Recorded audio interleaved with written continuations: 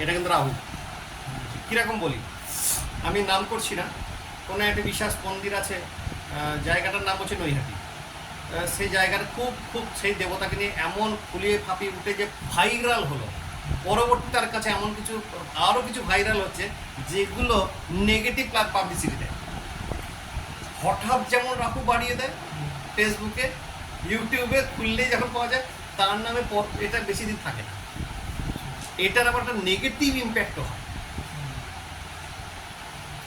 ঠিক আছে, কেতুকোণগুলো দক্ষিণেশ্বর মন্দির পরম্পরাগত চলে আসছে। কেতুকোণগুলো কামাখ্যা, কেতুকে তারাপীঠ।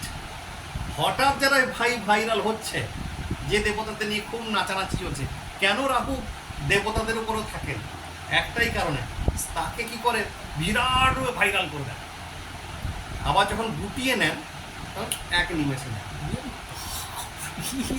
দেবতাকে ভাব করে পড়ে দেবতারাও শিকার হয়। দেবতারাও শিকার হয়। হ্যাঁ রাহুর দ্বারা। হ্যাঁ, দেবতারা নিজেরাই বলে রেখেছে তুমি এটা কাজটা করো, তাহলে তাদের উপর তাদেরকে কি করে ছেড়ে কথা বলে?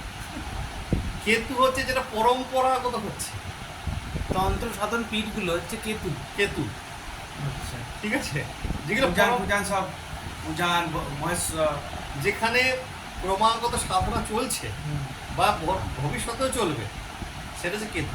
তোমরা 51 পীঠ কেতু সবাই কেতুতেই পড়ে।